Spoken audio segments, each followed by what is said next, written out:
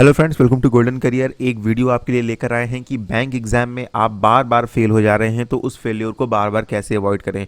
बहुत ही अच्छे से डिस्कस करेंगे ये वीडियो। अगर आप बैंक एग्जाम में फेल हो रहे हैं ज़रूर देखिएगा, खुद को एनालाइज करने की कोशिश करिएगा इस वीडियो के बाद कि जो बातें कही गई हैं वो सही हैं या नहीं हैं। हेनरी फोर्ड ने बोला था, failure is simply the opportunity to begin again, this time with more intelligently. मतलब एक बार अगर आप फेल हो गए हैं तो निराश मत होइए। आप किसी वजह से फॉर्म नहीं भर पाए हैं, आपको कोविड की वजह से दिक्कत हो गई है, निराश मत होइए, क्योंकि लाइफ बहुत अभी बाकी है। आप एक बार और जी जान लगा के पढ़ाई स्टार्ट करिए, सिलेक्शन लीजिए, नौकरी पाइए और आराम से अपनी लाइफ स्पेंड करिए। तो इस वीडियो में हम यही करेंगे, देखेंगे कि how can you avoid failure in bank exam. Bank exam में अगर आपको अपना फेल्योर अवॉइड करना है, सक्सेस पाना है, तो बेसिकली आपको क्या करना होगा। देखिए, कुछ पॉइंट्स हैं जो यहाँ पे डिस्कस करेंगे हम कि आपका जो होती है, जो मिस्टेक आपसे, वो होती क्यों है। पहला मुझे जो अटेम्प्ट लगता है, जो लोग पढ़ते हैं, ठीक है, पढ़ने के बाद भी जिनका सिलेक्शन नहीं होता है, वो है इनएक्यूरेसी। तो वो रीज़न है आपका इनएक्यूरेसी। इनएक्यूरेसी मतलब आप क्वेश्चन तो बहुत से करके आते हैं, बहुत से स्टूडेंट्स होते हैं जो अटेम्प्ट करके आते हैं मैक्सिमम नंबर ऑफ क्वेश्चन, ठीक है, कि कहीं वो फेल ना हो जाए क्लियर करने में। और क्या होता है कि आप सारे क्वेश्चन जो है गलत कराते हैं, सारे क्वेश्चन नहीं, बहुत से गलत कराते हैं, ठीक है। अगर आपको लगता है कि ज़्यादा क्वेश्चन करने से ज़्यादा मार्क्स आ जाएंगे तो ये तो बहुत गलत है, आपके बिल्कुल नहीं आ पाएंगे। अगर आप एक्यूरेटली करेंगे तो आपके सिलेक्शन के चांसेस बहुत ज़्यादा हैं कंपेयर इसके कि अगर आप सारे क्वेश्चन अटेम्प्ट कराएं और 50% क्वेश्चन उसमें गलत ही हो गए, फिर तो आपका कुछ नहीं होने वाला है। तो यहाँ पर आप इनएक्यूरेटली क्वेश्चन को अटेम्प्ट करने से पूरी तरह से एग्ज़ाम में बचिए, क्योंकि एग्ज़ाम में नेगेटिव मार्किंग होती है। ये कोई ऐसा एग्ज़ाम नहीं है जहाँ नेगेटिव मार्किंग नहीं है।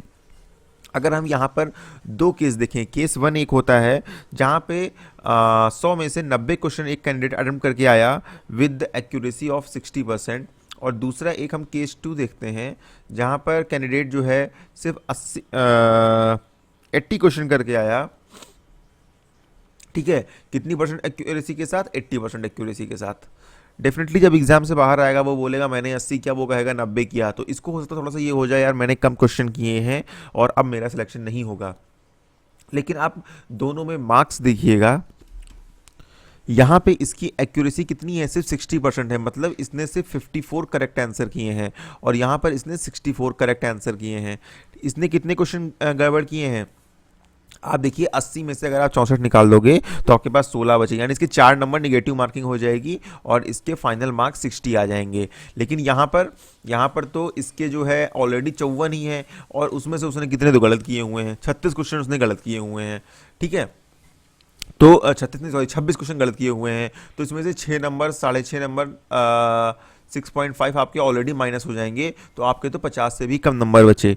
तो आपका फ़ायदा क्या हुआ 90 क्वेश्चन करके आने का? बताइए। 80 क्वेश्चन वाला 80% एक्यूरेसी से करके आया, और इवन मैं तो कहता हूँ इसके अलावा कोई और बंदा हो जो 70 क्वेश्चन करके आए और टाइम ले, लेकिन एक्यूरेसी उसकी 99 to 100% हो, एक दो क्वेश्चन गलत हो जाए ना हो, तो उसके तो पूरे के पूरे मार्क्स आ जाएंगे। एक्यूरेसी आपके एग्ज़ाम में बहुत इंपॉर्टेंट है। अगर आप एक्यूरेटली नहीं कर पाएंगे तो आपका सिलेक्शन नहीं होगा। एक्यूरेसी के लिए क्या ज़रूरत होती है दोस्तों? बहुत ज़्यादा प्रैक्टिस की ज़रूरत होती है। आप लोगों को लगता है कि कुछ नहीं होगा, आप इधर उधर पढ़ लेंगे, महंगी कोचिंग ज्वाइन कर लेंगे, वहाँ से हो जाएगा। कुछ नहीं होगा आपका। आपको कुछ करना है तो वो करना है प्रैक्टिस। पॉइंट नंबर 2 है लैक ऑफ प्रैक्टिस। जब आप प्रैक्टिस नहीं करते हैं तो फिर आपका सिलेक्शन नहीं होता है। प्रैक्टिस करने के लिए मैं हमेशा बोलता हूँ, अगर आप जैसे नेक्स्ट ईयर एग्जाम अब आपको देना है तो आपको अभी से लगना पड़ेगा। अगर आपको 100% सिलेक्शन लेना है तो आपको 2, 3, 4 बुक्स सॉल्व करनी होंगी, क्योंकि अलग अलग बुक्स में अलग अलग टाइप के क्वेश्चन होते हैं। और इसी के लिए, सिर्फ इसी के लिए हमने इंट्रोड्यूस किया था हमारी प्रीमियम मेंबरशिप। ये सिर्फ 99 रुपीज़ की है और यहाँ पर आपको देखिए कितनी सारी ई बुक्स मिल जाती हैं। डेफिनेटली ये अलग अलग पब्लिकेशंस की ई बुक्स हैं, हमारी नहीं है जिस पे आप सवाल करें कि अच्छी हैं कि नहीं है। यहाँ पर हिंदी में भी ई बुक है, इंग्लिश में भी है। इंश्योरेंस एग्जाम वाली बुक भी सॉल्व कर सकते हो आप। बैंक की करिए, 1000 से ज़्यादा पजल्स हैं। डीआई की बुक है, ये डीआई की है, ये पजल की बुक है, रीजनिंग की बुक है, क्वांट की बुक है, ठीक है, और प्रीवियस ईयर पेपर्स की भी बुक है। तो इनको आप अभी से लगिए, 2, 2, 3, 3 सॉल्व करिए। मेंबरशिप सिर्फ 99 रुपीज़ की है और वैलिडिटी है जब तक आपका सिलेक्शन ना हो। तो वीडियो के डिस्क्रिप्शन बॉक्स में लिंक दिया हुआ है, एक बार आप ज्वाइन कर लीजिए। प्लीज़ 99 रुपीज़ की पेमेंट करने के बाद 24 घंटे वेट जरूर करिएगा। 24 घंटे के अंदर अंदर आपको ईमेल आ जाएगा। इन केस ईमेल नहीं आता है तो आप हमें मेल कर सकते हो। हमारी मेल आईडी है paid@goldencareer.co.in।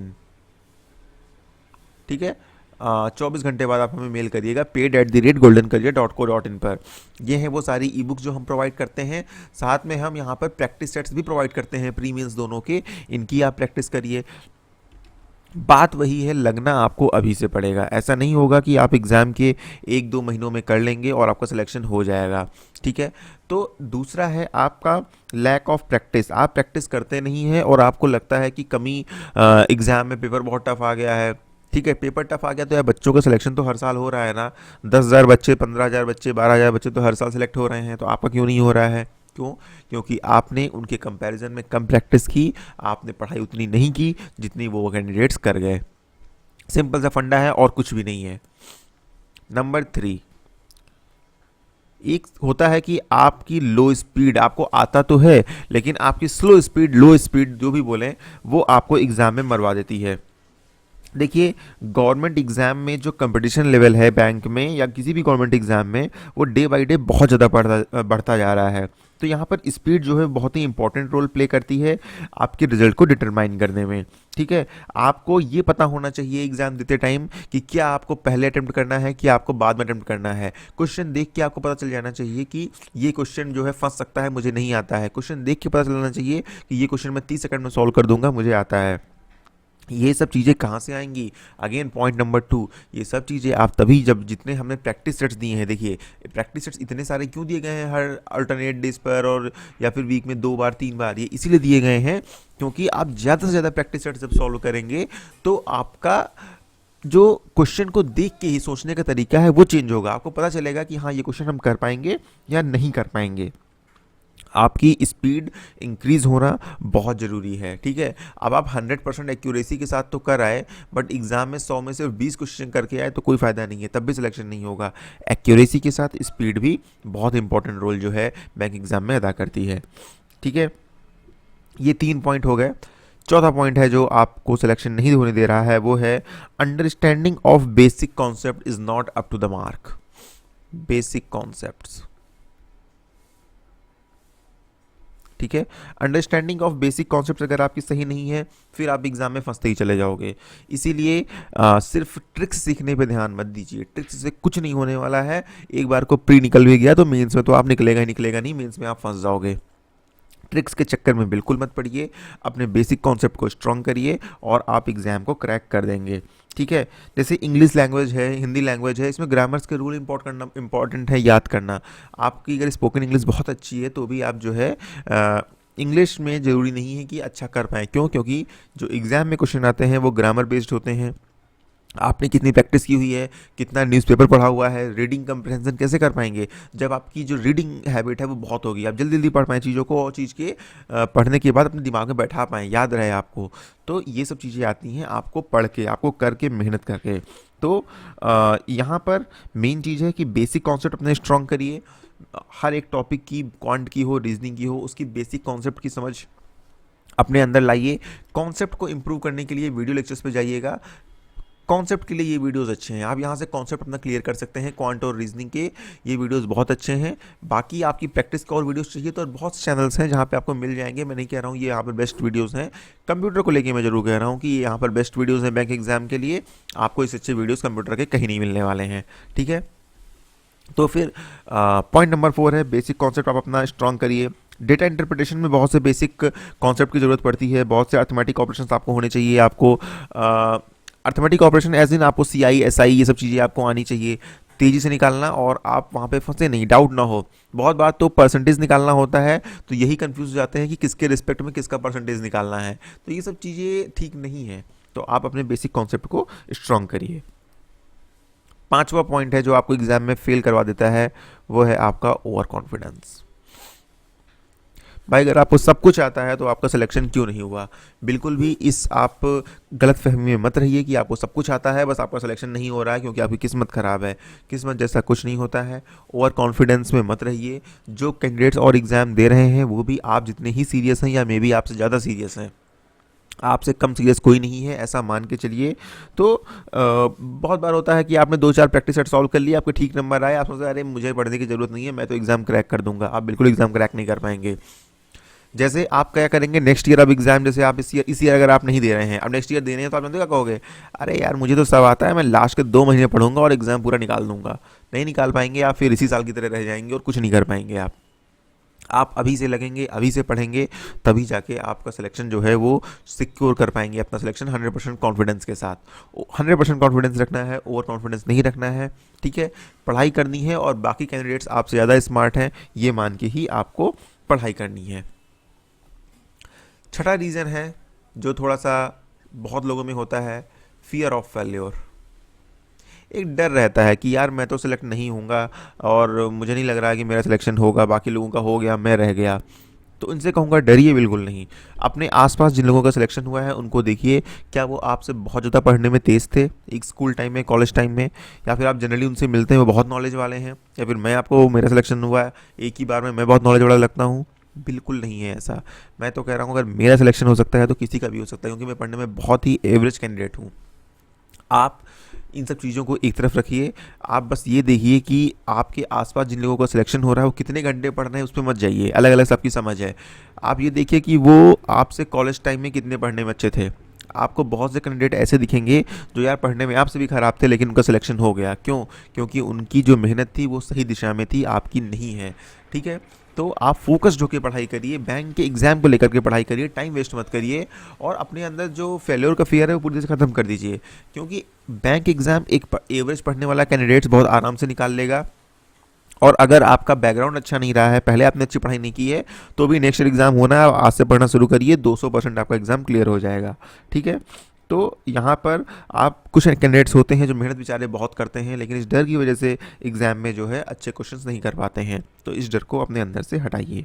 ठीक है, नंबर 7 है improper study routine. Study routine आपका इम्प्रॉपर रहता है। एक दिन 6 घंटे पढ़ लिया, 2 दिन दोस्तों के साथ घूमने चले गए, फिर एक दिन पढ़ लिया, फिर 2 दिन वीकेंड पे गर्लफ्रेंड बॉयफ्रेंड के साथ चले गए। ये चीज़ें नहीं चलती हैं, बहुत से होते हैं। ठीक है, लोग बताइए अभी सिलेक्शन हुआ नहीं है, कमेंट करके पूछते हैं सर शादी होगी तो कितने दिन की बैंक में छुट्टी मिल जाएगी? अरे क्यों परेशान हो यार, शादी होगी 1 दिन की 2 दिन की छुट्टी में हो जाएगी। ठीक है, मैं तो कह रहा हूँ 2 दिन की इनफ है अगर आप करना चाहेंगे तो। बाकी अगर आपको लंबी छुट्टी लेनी है तो वो भी मिल जाएगी, लेकिन ये सोचने का टाइम अभी नहीं है कि कब आपकी शादी होगी, कब आपको छुट्टियां कितनी चाहिए। छुट्टियां मिले न मिले उसके लिए क्या जॉब छोड़ दोगे? आप नहीं छोड़ोगे ना। कितने भरे पड़े हुए हैं कमेंट्स, आप देखिएगा कम से कम 20-25 कमेंट्स आ चुके हैं इस चीज़ को लेकर के कि शादी में कितने दिन की छुट्टी मिलती है, या मेरी बहन की शादी कितने दिन की छुट्टी मिलेगी। अरे बहन की शादी है आपकी तो आपको क्या 20 दिन की छुट्टी की ज़रूरत है? और नहीं मिल रही है तो क्या जॉब छोड़ दोगे?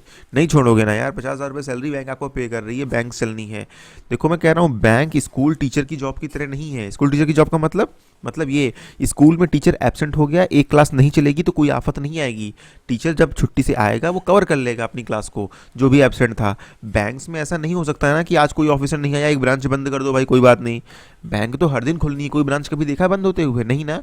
तो इसीलिए थोड़ा सा इसेंशियल सर्विस सेक्टर है, छुट्टियों की थोड़ी दिक्कत होती है लेकिन बहुत दिक्कत नहीं होती है। स्टडी रूटीन अपना मेंटेन करके रखिए। आपको घूमना है, किसी के साथ टाइम स्पेंड करना है, सब करिए, लेकिन आप इसे डिसाइड कर लीजिए 4 घंटे डेली पढ़ना है तो 4 घंटे डेली पढ़िए। आप उसमें कोताही मत बरतिए। बाकी के कितना पढ़ोगे? 1 घंटे, 6 घंटे से ज़्यादा कौन पढ़ता है यार ढंग से? 6 घंटे भी ढंग से कोई नहीं पढ़ता है, 4 घंटे भी ढंग से पढ़ लो तो बहुत होता है। आपके पास 24 आवर्स होते हैं, 6 घंटे आप पढ़ाई के निकाल दो, बचे 18 घंटे। 8 से 9 घंटे, 10 घंटे सोने के निकाल दो। मैं कहता हूँ 10 घंटे भी सोने के निकाल दो, बचे आपके पास 8 आवर्स। 8 आवर्स में करिए जो करना है, खाना पीना, नहाना, घूमना, स्कूल, दोस्तों से बातें, जो भी करना है आपको करिए, लेकिन स्टडी रूटीन आप अपनी मेंटेन रखिए। थोड़ा सा रिलेटिव्स में बात करना कम करिए, और रिलेटिव्स को कुछ काम नहीं आने वाले हैं, काम आपकी जॉब आने वाली है आने वाले दिनों में। और थोड़ा सा शादी वादियों में जाने से बचिए, मतलब शॉर्ट करिए फंक्शन, एक दिन में काम निपटाइए, और अपनी पढ़ाई पे पूरी तरह से फोकस करिए। अगर सिलेक्शन लेना है, नहीं लेना है तो करिए, आप घूमिए और शादी अटेंड करिए, और रिलेटिव्स को खुश करिए, देखिए कितने दिन आपका ख्याल रख पाते हैं, बाकी आपकी मर्जी है। ठीक है। Number 9, absence of focused planning.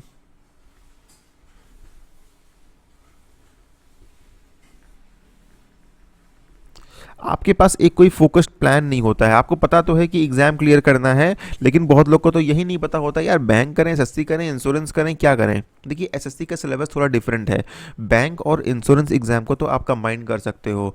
Bank insurance exam आप कंबाइन करिए, आप उनका सिलेबस लगभग सेम है, उनको लेके पढ़िए। एसएससी के लिए जाना है तो सिर्फ एसएससी के लिए पढ़िए, बैंक एग्जाम को छोड़ दीजिए। ये कोचिंग वालों का देखिए, हमने भी यहाँ पर 99 रुपीज़ में आपको बैंक्स और एसएससी दोनों की आपको स्टडी मटेरियल सारे प्रोवाइड कराए हैं। लेकिन अगेन यार दोनों की प्रिपरेशन मत करिए। ये कोचिंग वालों का फंडा होता है, पैसे कमाने के तरीके होते हैं कि 7,000 रुपये लेंगे तो हम सिर्फ बैंक पढ़ाएंगे, 10,000 दे दोगे तो बैंक एसएससी दोनों पढ़ाएंगे। अरे मत खर्चा करो यार 7,000 10,000, कोई फायदा नहीं है। एक को फोकस करिए, वो बैंक प्लस इंश्योरेंस कर लीजिए, या फिर एसएससी अलग कर लीजिए, या कोई और एग्जाम करना है तो उस पर कर लीजिए। ठीक है। इस पे आप बिल्कुल भी जो है मतलब कॉम्प्रोमाइज़ मत करिए कि दो एग्ज़ाम एक साथ प्रिपेयर करेंगे। ठीक है। सिंपली बैंक मतलब सारे बैंक और इंश्योरेंस इनको कवर करिए, या फिर आप एसएससी एग्जाम्स को कवर करिए। ठीक है। बाकी टाइम वेस्ट अपना ना करिए। तो फोकस प्लानिंग होनी चाहिए एक एग्जाम को लेकर के। Number 10, social media distractions. ठीक है। सोशल मीडिया पे, इंस्टाग्राम पे, फेसबुक पे जितने भी अकाउंट्स हैं प्लीज़ उनको बंद कर दीजिए। टेलीग्राम में फालतू के ग्रुप छोड़ दीजिए।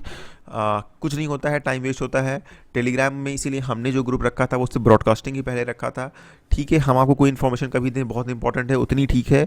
ग्रुप में इतनी भीड़ हो जाती है, वहाँ कुछ डिस्कस आप नहीं कर पाते हैं, टाइम वेस्ट होता है आपका। मानिए मेरी बात, फेसबुक मैंने डीएक्टिवेट कर दिया, कम से कम 5-7 साल हो चुके हैं मैंने सोशल मीडिया अकाउंट्स यूज़ नहीं करता हूँ। इवन मैं व्हाट्सएप भी बहुत कम यूज़ करता हूँ। बिल्कुल टाइम वेस्टेज है। और साथ में जो पॉलिटिकल पोस्ट आती हैं वो दिमाग और ख़राब करती हैं। किसी XYZ पार्टी के सपोर्टर्स होते हैं और कोई और होता है, उस पर मैं देखता हूँ बहस चला करती है। फालतू के कमेंट्स करके क्या फ़ायदा यार, कोई मतलब नहीं है। पॉलिटिकल न्यूज़ से दूर रहिए। सब अपना अपना देख रहे हैं, अपना अपना खा रहे हैं, कमा रहे हैं, लूट रहे हैं। इन सब चीज़ों के चक्कर में मत पड़िए। ठीक है। वो कोई भी हो, वो आपकी किसी भी स्टेट गवर्नमेंट में जो पावर में है वो हो, सेंट्रल में पावर में हो, कोई अपोजिशन में हो, इन सब के चक्कर में मत पड़िए। बहुत बहस होती है फालतू की, इनसे आपका कोई लेना देना नहीं है और ये कुछ फ़ायदा नहीं देंगे। ये सब अपने मजे ले रहे हैं। सोशल मीडिया अकाउंट्स अपने ब्लॉक कर दीजिए, बंद कर दीजिए। जो आपके करीबी हैं, आपके दोस्त हैं, आपके जानने वाले हैं, जानने वाली हैं, आप उनको कॉल करिए, आप या सोशल मीडिया या व्हाट्सएप पे चैट कर लीजिए। लेकिन फिलहाल फेसबुक, इंस्टाग्राम बंद करिए। ऑन एवरेज आप दिन में 1 घंटे वेस्ट करते हैं सोशल मीडिया पे कम से कम। ठीक है। कुछ नहीं, सिर्फ स्क्रॉल करने में पेज, तो पूरी तरह से डीएक्टिवेट कर दीजिए, या अकाउंट हो सके तो डिलीट कर दीजिए, जैसे मैंने कर दिया है। इन पे टाइम वेस्ट करेंगे तो फिर अगेन आप यही करते रह जाएंगे और ये कभी आपको पैसे नहीं दिला रहे हैं, कभी आपका सिलेक्शन नहीं हो रहा है। 11th पॉइंट, सॉरी ये 10th पॉइंट है, 8th पॉइंट मिस हो गया, 8th 9th, ये 10th पॉइंट। 10th पॉइंट और लास्ट पॉइंट ये है कि I will prepare for mains only after checking the prelims result. सबसे बड़ा फेलियर का रीज़न है मेंस एग्जाम में कम मार्क्स आने का और फेल होने का, कि मेंस के लिए तो मैं तब प्रिपेयर करूंगा जब प्री का रिजल्ट आ जाएगा। अभी भी ये लोग कर रहे हैं, वेट कर रहे हैं कि जब प्री का रिजल्ट आ जाएगा तब वो मेंस की तैयारी करेंगे। तो भैया आप तैयारी नहीं कर पाओगे, आप सिर्फ एग्जाम देके चले जाओगे, सिलेक्शन आपका नहीं होगा। जो लोग तैयारी कर रहे हैं उनका सिलेक्शन हो जाएगा। नेक्स्ट एग्जाम के लिए प्रिपेयर कर रहे हैं तो आज से आप मेंस की तैयारी शुरू करेंगे, आज से ही आप प्री की तैयारी शुरू करेंगे, तभी आपका सिलेक्शन होगा। यहाँ पर हमने प्री और मेंस के लिए दोनों का सिलेबस, दोनों के लिए ये बुक्स हैं, दोनों के लिए यहाँ पे प्रैक्टिस सेट्स हैं, यहाँ पर करंट अफेयर्स है, बैंकिंग अफेयर्स है और कंप्यूटर की ये वीडियोज़ हैं, मेंस एग्जाम के लिए ही हैं। सिर्फ 99 रुपीज़ में हम आपको इतना सब दे रहे हैं, तो आप इसका फ़ायदा उठाइए। या ये नहीं लिया है, कहीं और कोचिंग ज्वाइन की हुई है तो वहाँ का फ़ायदा उठाइए, उनकी सारी बुक्स सॉल्व करिए। लेकिन आपको प्री के साथ साथ ही मेंस की तैयारी करनी होगी फ्रॉम डे 1, तभी आपका क्लियर हो पाएगा। प्री के रिजल्ट का वेट करने के बाद मेंस की तैयारी करेंगे तो प्री तो हमेशा निकलेगा, मेंस में हमेशा फेल हो जाएंगे, या फिर मेंस में जस्ट एवरेज नंबर आएंगे, कट ऑफ के आसपास के, सिलेक्शन फाइनल कभी नहीं होगा। तो ये मिस्टेक भी नहीं करनी है। तो अब मैं कहूँगा अपने फेलियर को, जो भी पास्ट में हुए हैं उनको एक किनारे रखिए, फटाफट आप पढ़ाई में आज से लग जाइए। एग्जाम इस साल देना हो या अगले साल देना हो, फोकस्ड रहिए, 1 साल के लिए फोकस्ड रह लीजिए। मेरी बात याद रखिए, आपका सिलेक्शन हो जाएगा, आपको 50,000 रुपये की नौकरी मिल जाएगी पीओ की। ठीक है। 50+ सैलरी होगी आपकी इन हैंड, मैं बता रहा हूँ। आप इस वीडियो को जितने ज़्यादा हो सके प्लीज़ शेयर करिए और लोगों के साथ, थोड़ा सा फ़ायदा उनका भी होगा। बाकी हमारी ये 99 रुपीज़ की प्रीमियम मेंबरशिप लेने के लिए वीडियो के डिस्क्रिप्शन बॉक्स में लिंक दिया हुआ है, क्लिक करके परचेज कर सकते हैं। 24 आवर्स का प्लीज़ वेट करिएगा परचेज करने के बाद। Thank you and all the very best for your future. उम्मीद करता है अब आप सिलेक्शन लेके छोड़ेंगे।